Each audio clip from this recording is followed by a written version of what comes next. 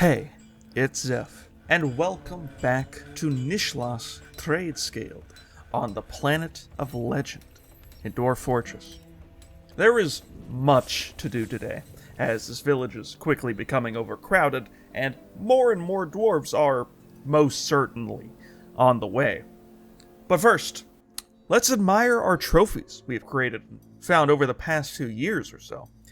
From axes made using the slowest passions, to warhammers made to fell spears, to a set of trousers that, apparently were made from the polish of tumors, or were they trousers that polished tumors?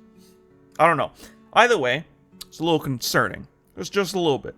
Almost as concerning as a warhammer named the Musical Spirit. Because when I think of the Musical Spirit, I think of smashing someone's head in. Actually, that's not that far off for dwarves, I think. Anyway, the tavern has been doing quite well since it was founded, with the guild halls above allowing most dwarves to retreat to a place of their passion.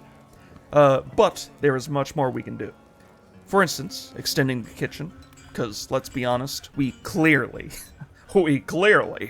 need more food and drinks. Speaking of drinks, meat production was well on its way to becoming our #1 produce. That's a lie, but hopefully it will at some point. Last time, we did, in fact, construct a well and a slight stream. However, I saw this as a great opportunity to try and learn how large mechanisms work. So, I planned a dig site for what would become our water mill station. Or water wheel station, I guess. Something else I wanted to work on was a tomb area, because, let's be honest, I've lost a few dwarves within the past few months, so that would be pretty good to do. Back to the watermill, though, I kind of know already how gear assemblies work. I kind of know how most gears, axles, and stuff work, but not really fully. But I knew that a watermill needed water, and also probably something to attach to. So a gear assembly sounded like it would work pretty well. The next thing that happened, though, shocked me. A goblin was spotted in the tavern, performing, which was actually pretty cool. The title of this goblin lady is a little concerning, though, the Devil Ghost, but if she is making everyone else happy, then she's cool with me. After making some more quarters for the people of Nishlas, or Nishlas, I'm really still confused on that name. It was then I realized the lack of religious representation in this fortress. And if the people of Nishlas can't preach, if they can't preach their religious intent, who is to say that they won't make a weapon named religious intent, and then use said religious intent to show their faith? Because if that happens, I don't think anyone would be safe. So, in order to relieve the possibility of that happening, I made a large area that would lead into different holy temples. And, oh, look, I made a flower. So as I was making that, checking up on the water wheels, an absolute horde of what was assumed a legion of the night was on our borders. Sadly, this meant that my dwarves outside would most definitely befall an agonizing fate. But that just gives me more of a reason to extend the tombs. I told everyone to get to the burrow, though, and hoped that most of my working dwarves outside would make it. They did not. Nor did most of my livestock, sadly. Maybe I should actually make an area for the animals. Anyway, a dwarven child was stabbed in the guts and then began uncontrollably vomiting. So that's not good. It was clear that I did not have enough men to defend, so I made yet another squad of dwarves who were aptly named the Brass Machines. Not wielding brass, but the name sounds something similar to a soft metal band. Regardless, the Brass Machines were about to get to the brass tacks, as they, alongside the Lashes of Ice, commanded by a necromancer, were about to unleash a beatdown of epic proportions. They all died. All of them. But they did take down a lot of the enemy. At one point, a bard kicked a legionary with such force, the mouth exploded. Then the bard rapidly started punching it directly in the head. Talk about a bard with a musical spirit. You know what I mean?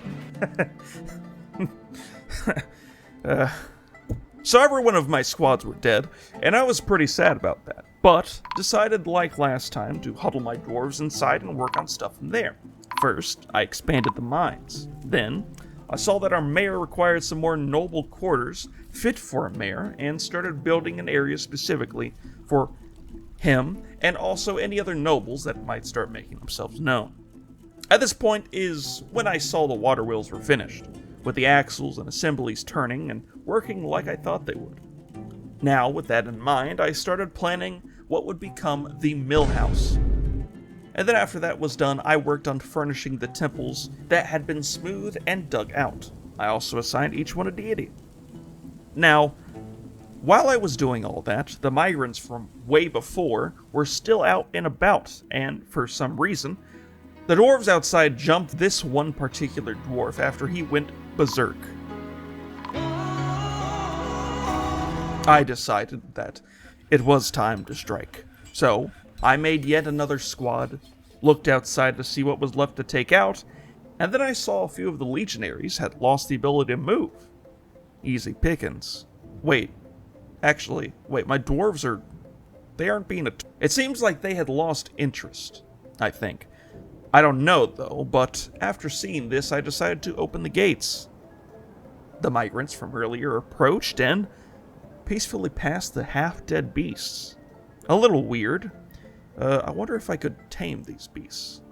Anyway, after that, I returned to building the access tunnel for the mill mechanism I would be creating. I also made more assemblies and axles so that the gears could actually turn, and then started placing millstone. Another beast? Why am I being attacked so much? Like what is this? Am I doing something wrong? Have I befallen a great curse by some deity that I don't have I made 8 temples. At least okay, so this time we had a forest titan, a 545-year-old one-eyed forest titan that could also shoot webs. Now this was pretty scary, I'm not gonna lie. I immediately made another squadron of dwarves that would most likely die, and then watched as a dwarven's child head was caved in from the force of a titan's kick. Oh, and those legionaries from before that were just sitting outside? Dead.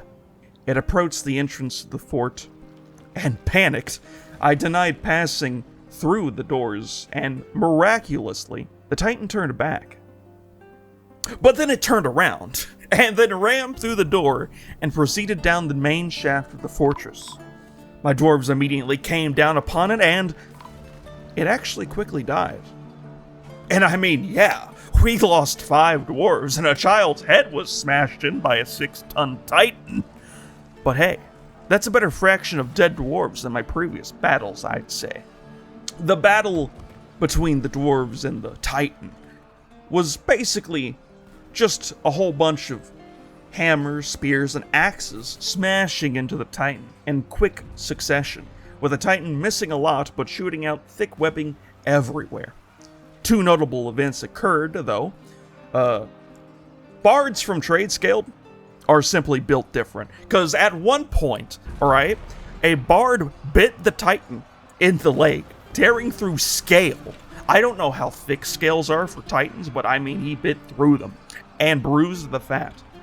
And then a little later, a commander, the Dwarven militia commander, kicked the titan in the left foot, somehow bruising the left lung. I'm not a doctor or know the anatomy of titans, but whatever the case, a kick to the left foot bruised a lung. And that just shows you how badass my new commander is. So, yeah. Now with a 6-ton titan laying in the stairwell and a few dwarf corpses lining it, I decided to extend the tomb area.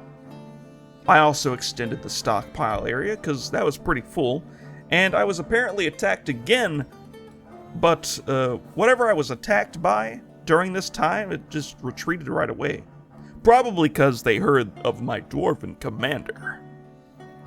I noticed also that my dwarves were putting to rest some of the ghosts, and that's cool and all, but why did they decide to hold a burial ceremony within the farming area that was filled with bees?